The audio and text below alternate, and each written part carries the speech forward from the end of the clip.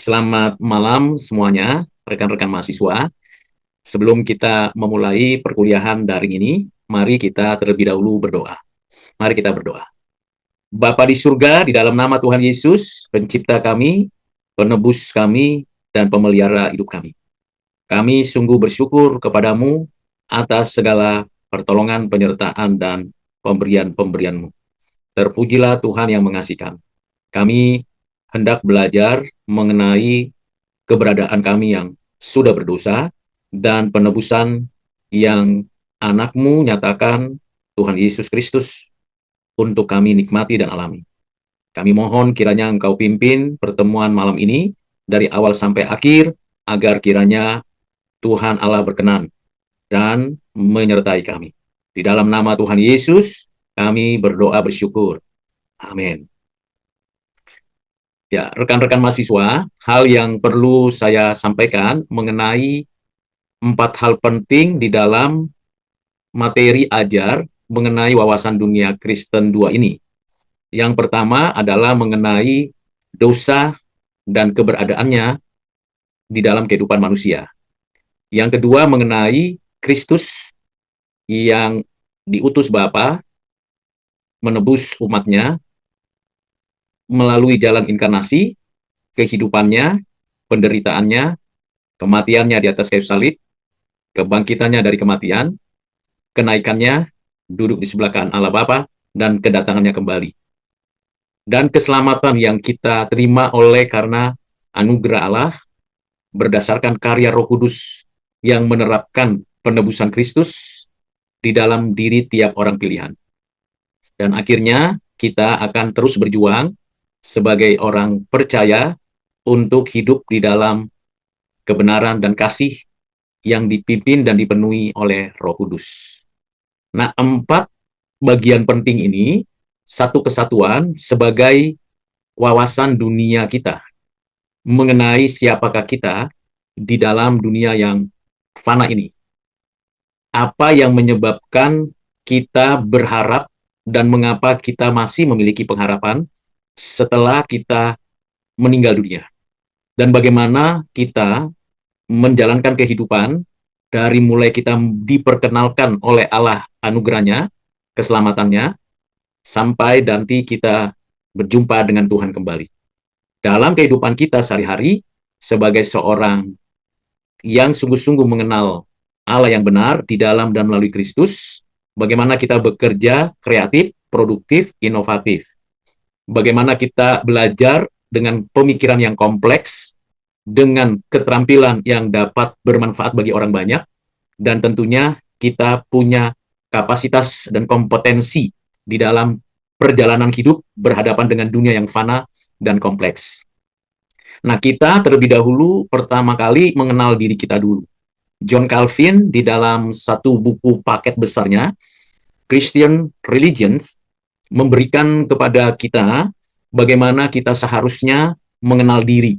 Mengenal diri menjadi awal untuk kita mengenal Allah. Dan mengenal Allah menjadi dasar kita mengenal diri.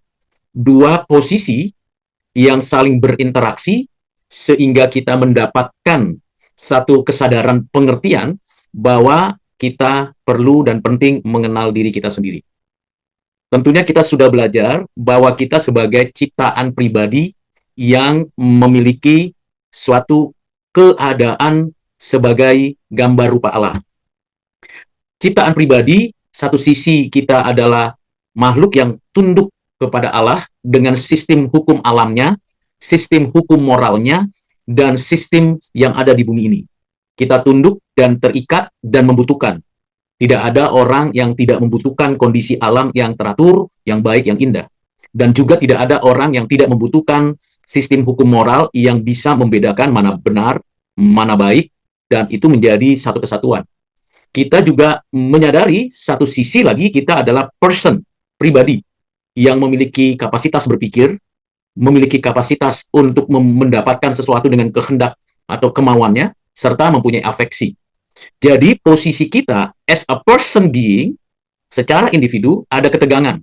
Ketegangan ini sampai nanti kita akhirnya mengalami kebangkitan baru di langit bumi yang baru, barulah selesai tuntas. Tetapi sepanjang perjalanan hidup kita sampai kita nanti dipanggil Tuhan, menghadap Tuhan, takhta penghakiman penghukumannya, kita selalu menghadapi ketegangan.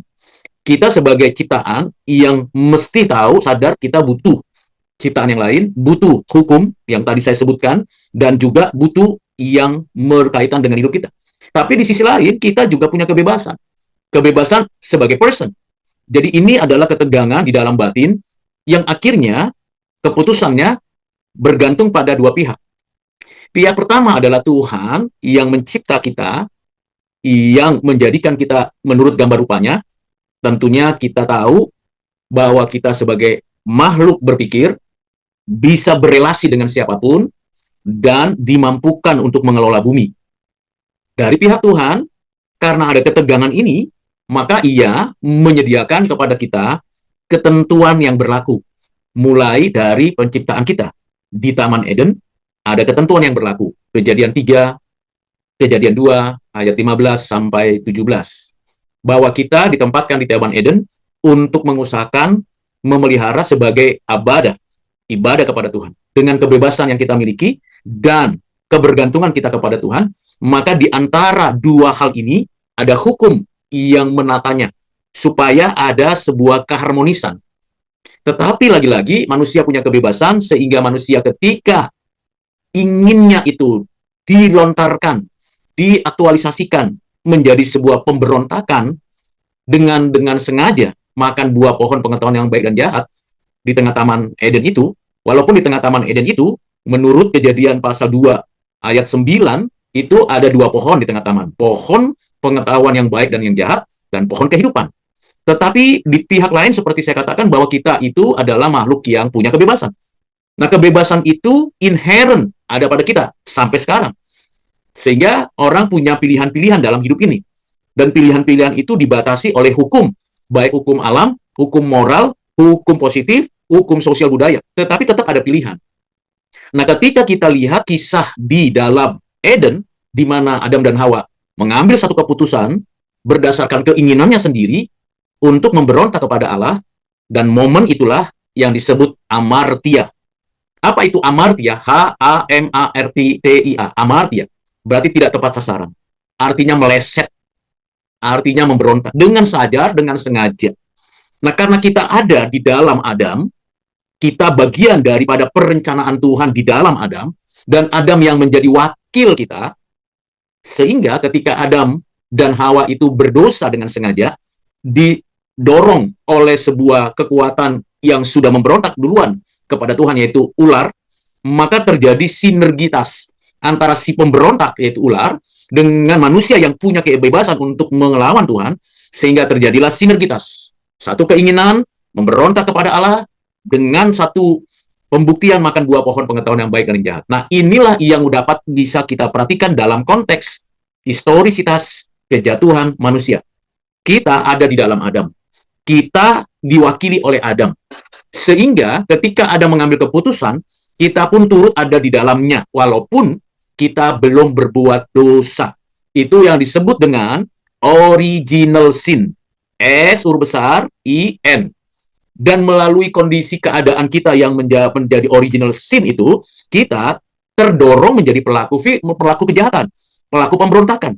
Maka seluruhnya keturunan Adam bisa dan pasti akan mengalami suatu kondisi sins, yaitu S kecil, I-nya, N-nya tambah S, perbuatan jahat kepada Tuhan. Jadi kita di dalam Adam memiliki sin besar, dan kita sendiri berbuat karena kita ada di dalam sin besar, menjadi diri kita sins, berbuat dosa. Jadi itulah sebabnya kalau kita lihat dari generasi ke generasi, dari abad ke abad, dari zaman ke zaman, sampai nanti akhir zaman, kenyataan berbuat dosanya kita itu tidak bisa dipungkiri. Fakta dosa menjadi fakta kehidupan manusia di bumi.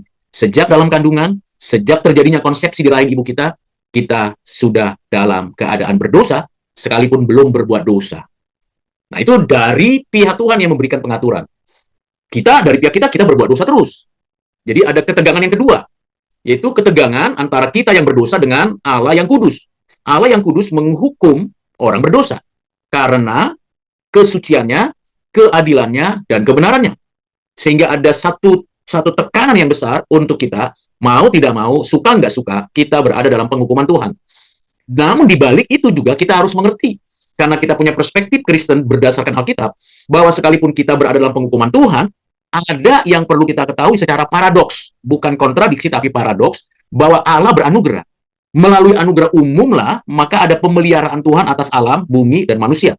Sehingga kita menyadari bahwa kita bisa ada dan menikmati segala berkat, bahkan orang-orang jahat pun demikian, karena ada anugerah umum. Anugerah umum menopang, menjaga bahwa sebuah perjalanan hidup alam semesta, bumi, dan manusia, baik secara individu, secara pemilih, secara society, secara nation, secara global, itu dijaga oleh Tuhan. Karena providensianya dalam karya penciptaannya. Tapi di pihak lain, kita sudah berada di dalam penghukuman. Jadi setidaknya saya sedang memaparkan 3 paradoksial yang ada di dalam konstruksi wawasan dunia Kristen kita. Paradoksial pertama adalah diri kita, antara kita ciptaan dan kita pribadi, yang saling berketegangan dalam diri kita. Yang kedua, antara keadaan kita yang berdosa, yang terus ingin berbuat dosa, dengan Allah yang menghukum, menghakimi, menjatuhkan hukuman karena kita kejahatan kita. Yang ketiga adalah adanya providensia Allah di tengah-tengah kejahatan manusia. Nah, itu perspektif atau wawasan dunia Kristen. Jadi kita kenal diri kita. Oh, saya terus berpegang dengan diri saya sendiri. Ada kalanya saya ingin berbuat baik, tapi yang saya lakukan berbuat jahat. Ada kalanya saya ingin berbuat jahat, tapi ada muncul keinginan baik. Nah, ini bertegangan. Kebebasan itu muncul. Tapi di pihak lain, kita tahu kok bisa terus-terusan ya berdosa yang sama, tindakan yang jahat yang sama. Mengapa? Karena memang kita dalam kondisi situasi yang berdosa. Nah, dalam perspektif kekristenan kita disebut orang yang sudah rusak total. Apa artinya rusak total? Itu bukan berarti bahwa kita itu tidak lagi bisa berbuat ini dan itu. Tidak, karena tadi kita punya fondasi paradoksial yang 3 tadi. Maka walaupun kondisi kita rusak total, kita bisa lihat ada orang yang mampu menciptakan, membuat sesuatu yang sangat spektakuler dalam dunia digital. Ada orang-orang yang mahir dan terampil di bidang menyanyi, lukis, bahkan di dalam bidang pertanian dan sebagainya. Beragam variasi dari perjalanan hidup manusia kita bisa lihat. Satu sisi, wow, keren sekali bukan? Banyak orang-orang hebat. Tetapi di pihak lain, oh ternyata mereka orang berdosa. Lalu bagaimana ini bisa terjadi? Saya orang berdosa, banyak orang berdosa, tapi masih bisa kreatif, masih bisa inovatif, masih bisa produktif, masih bisa menghasilkan sesuatu yang baik. Mengapa bisa terjadi seperti itu? Jadi kerusakan total kita, itulah yang menjadi dasarnya. Lalu apa itu kerusakan total? Saya punya kebebasan, saya punya pikiran, kehendak, afeksi, saya punya anggota tubuh saya bisa melakukan apapun berdasarkan kapasitas dan kompetensi saya, tetapi juga saat yang sama, saya punya keterbatasan-keterbatasan. Salah satu hal yang paling esensial keterbatasan saya adalah, saya melakukan segala sesuatu apapun yang saya katakan, saya pikirkan, saya perbuat, bukan diarahkan kepada Tuhan. Tapi pada diri, pada keluarga, pada lingkungan, pada dunia ini. Jadi orientasi hidup saya, direction saya, not for God, not for my creator, tapi untuk diri. Maka Tuhan katakan kepada kita, kalau nanti dibaca lagi kitab-kitab dalam kitab Injil, ikut Tuhan Yesus, sangkal diri, pikul salib. Karena musuh terbesar ialah sangkal diri. Pikul salib. Itu harus kita lakukan. Tapi sangkal diri bagaimana? Karena musuh terbesar adalah diri sendiri. Mengapa bisa begitu? Karena arahnya, karena kita sudah berdosa, bukan lagi kepada Tuhan. Mazmur 73 mengatakan, aku cemburu dengan orang-orang hebat dan kaya itu. Padahal mereka sukses dan berhasil. Sementara aku sengsara dan sulit. Tuhan katakan, lihat, aku buka, ternyata memang mereka ada di dalam posisi dihukum. Jadi, ada 2 makhluk manusia punya posisi. Satu adalah kelompok yang sedang jalan terus menuju kepada kebinasaan. Satu lagi, sementara dia sedang berjalan menuju kepada kebinasaan, tetapi mereka sedang dalam pemantauan Tuhan untuk kembali kepada Tuhan. Mengapa? Mengapa bisa kembali? Tadi kan sudah berdosa. Saya rusak total. Saya nggak mampu total. Saya nggak bisa lari kepada Tuhan karena keinginan saya melawan Tuhan. Saya tidak bisa berbuat baik menurut standarnya Tuhan. Tapi di pihak lain, saya kok digerakkan oleh Tuhan untuk percaya, untuk terima, untuk mengakui. Nah, maka bagian yang kedua ini adalah bagaimana Allah beranugerah secara khusus melalui Kristus. Sudah ditentukannya dari kekekalan, dan sudah dinyatakannya dalam sejarah. Bahwa hanya di dalam dan melalui anaknya itulah ditariknya sebagian yang telah ditentukan itu untuk tidak berjalan menuju kepada kebinasaan, tidak berbuat jahat terus-menerus, tidak memberontak dalam kehidupannya, tapi kembali kepadanya untuk menjadikan diri kita sebagai terang dan garam. Hanya di dalam dan melalui Kristus. Itu sebabnya Adam dan Hawa langsung mendapatkan proto-evangelium, Kejadian 3 ayat 15, 16, 17. Waktu kamu memberontak kepadaku, engkau bersinergi dengan ular. Sekarang aku akan buat kamu bermusuhan dengan ular, dan ular akan diremukkan kepalanya. Itu adalah proto-evangelium, mengingatkan manusia bahwa ada harapan, walaupun manusia sudah berdosa. Nah, di dalam perjalanan manusia, mulailah ada panggilan kepada Habel, Set, Nuh, Abraham, Ishak, Yakub, kemudian Yehuda, nabi-nabi, raja-raja, imam-imam, diberikanlah covenant kepada Nuh supaya bumi ini disadari bahwa dipelihara Tuhan. Diberikanlah covenant kepada Abraham bahwa melaluinya lah segala bangsa diberkati, mendapatkan keselamatan. Diberikanlah kepada Musa hukum Taurat untuk mengatur hubungan dengan Tuhan, dengan diri dan dengan sesama dan lingkungan. Diberikanlah kepada Daud satu pengaturan bahwa kita adalah bagian daripada rencana kerajaan Allah. Dan semua ketentuan itu finalnya pada pribadi dan karya Yesus Kristus yang inkarnasi seturut dengan waktunya. Dan ia adalah anak Allah yang inkarnasi, menjalani hidup sebagai manusia, dan menderita, mati menyerahkan nyawanya untuk menebus umat pilihannya, bangkit dari kematian mengalahkan maut, dan menyatakan kemuliaan berada di sebelah kanan Allah Bapa dan datang kembali. Nah, dari pemaparan yang secara singkat saya jelaskan, maka kita mengerti bahwa mengenal Allah melalui pengenalan kita yang tahu dan sadar akan siapa kita, dan kita butuh keselamatan, kita butuh pengampunan, itu karena anugerah. Jadi anugerah mendahului respon kita untuk saya percaya kepada Allah Bapa Khalik langit dan bumi. Saya percaya kepada Yesus Kristus, anak yang tunggal Tuhan kita. Saya percaya kepada Roh Kudus. Ada pengakuan, confession. Nah, pengakuan ini kenapa? Anugerah. Anugerah yang mendahului pengakuan dikerjakan oleh siapa?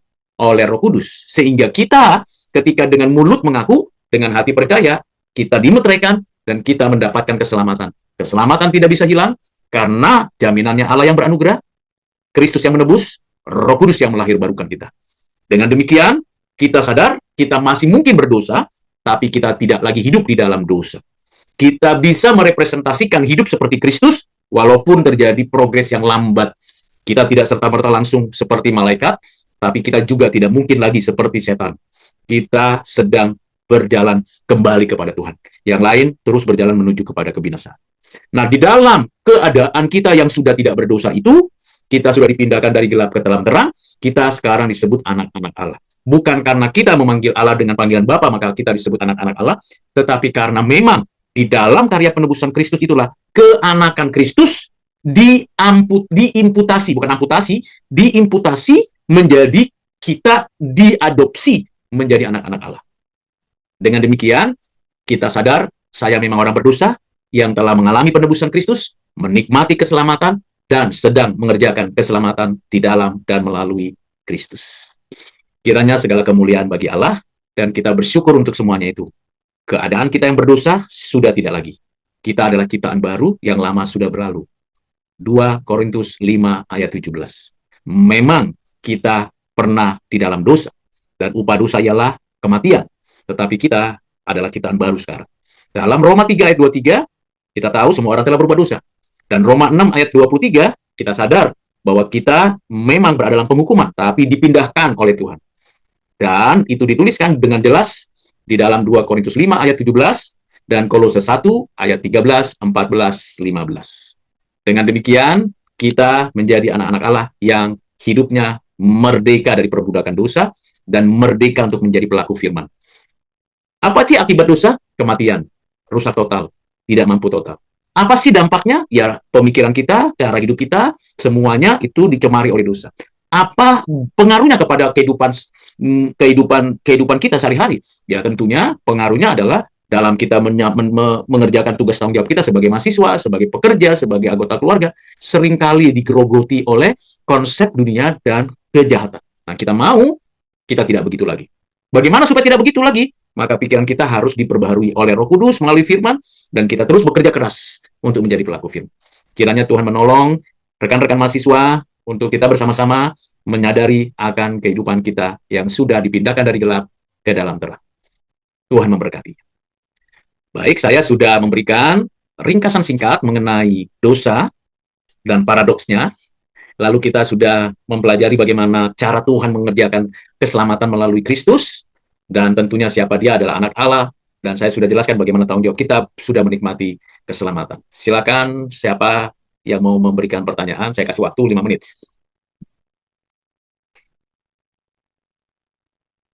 Bapak izin saya boleh bertanya? Silakan, Stefani. Ya, Bapak izin tadi mungkin saya kelewat atau gimana, tapi Bapak boleh minta menjelaskan kembali kan terkait kerusakan total tadi maksudnya gimana ya Pak? Iya, terima kasih. Kerusakan total berarti kan keadaan kita yang sesungguhnya sudah berada di dalam Adam. Jadi seluruh keadaan kita itu berada di dalam penghukuman. Kalau kita baca Yohanes pasal 3 ayat 17, 18, 19, 20, karena kita itu melawan Tuhan, kita itu tidak taat kepada Kristus, maka kita pada posisi sudah berdosa. Nah, dalam keadaan sudah berdosa, maka seluruh struktur individu kita itu dicemari dosa. Apa itu struktur tubuh hidup kita? Yang pertama, tentu kita tahu namanya kebebasan. Kebebasan kita nggak lagi murni bebas. Selalu ada orientasi yang sifatnya lebih cenderung kepada merusak. Kedua adalah struktur hidup kita adalah kita punya dua unsur kan, tubuh dan roh. Tubuh kita seringkali kita fungsikan atau kita manfaatkan bukan untuk hal baik. Menonton film porno, merokok dengan minum-minuman keras, dan beragam cara kita merusak tubuh kita. Begadang, kedugem, dan sebagainya. Bahkan berzina, bahkan memukul orang. Tubuh kita betul-betul dipakai untuk hal-hal buruk. Itu membuktikan kita jahat.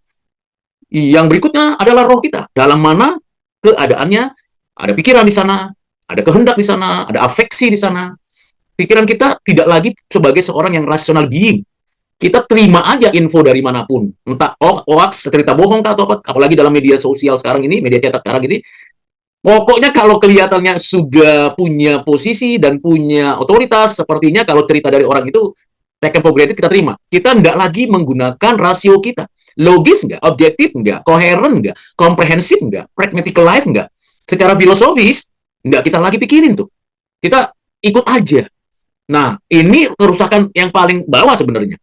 Tapi ada kerusakan yang berikutnya adalah kita meng-create sesuatu yang benar-benar menantang. Misalnya ada teori evolusi yang menolak karya penciptaan Allah. Evolusi pada entitasnya terjadi. Manusia juga mengalami pada dirinya sendiri mengalami perkembangan. Tetapi evolusi, lompatan entitas, itu tidak terjadi karena ada hukum alam dan ada hukum yang berkaitan dengan moralitas. Tetapi kemampuan berpikir kita di dalam epistemologisnya, kita gunakan untuk hal-hal yang buruk. Penemuan-penemuan yang sangat mencemarkan. Bahkan nantinya muncul, bahkan sudah muncul, post-human. Nggak perlu lagi namanya manusia itu. Yang jawab kita, yang ngobrol sama saudara ini bukan saya lagi. Jadi mirip saya, tapi bukan saya.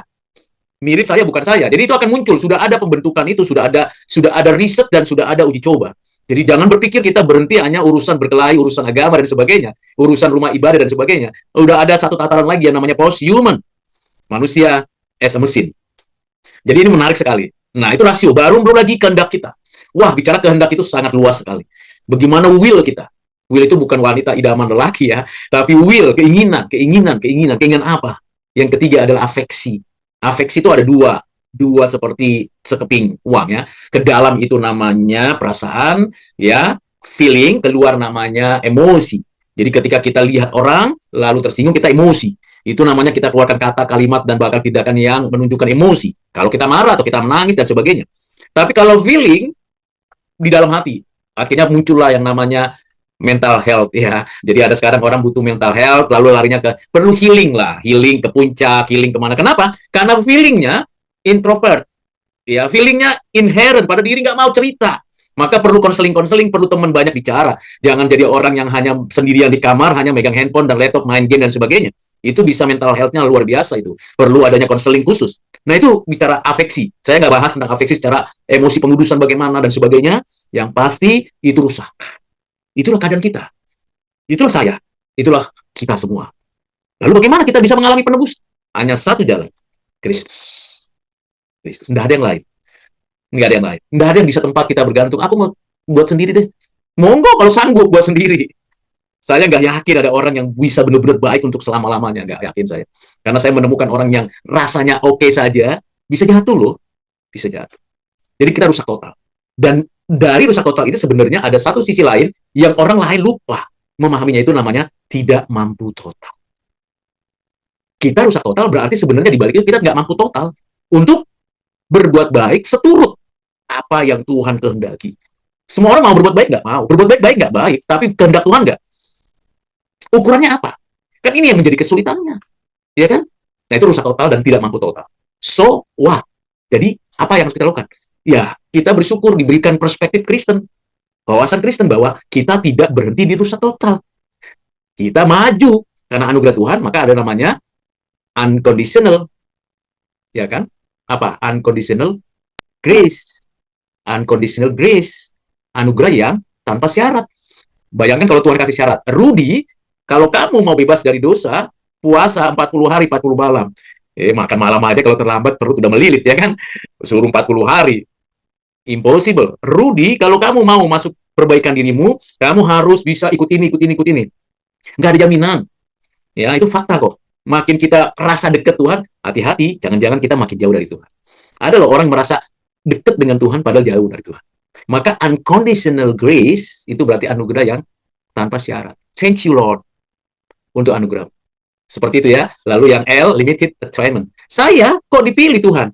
Rupanya, posturnya, my character, my experience, my background, nggak layak diselamatkan. Tapi you mengatakan Tuhan, Rudy, bukan kamu yang memilihku, tapi aku memilihmu. Yohanes 15 ayat 16. Saya kalau baca ayat itu bukan hanya menangis, tapi bertanya, why you chosen me, Lord? Why? Why? Oke, limited atonement. Lalu, apa namanya, kita sudah limited atonement, lalu irresistible of grace. Kita nggak bisa tolak anugerah Tuhan. Terima kasih Tuhan. Terima kasih. Lalu kita hidup sebagai orang-orang kudus.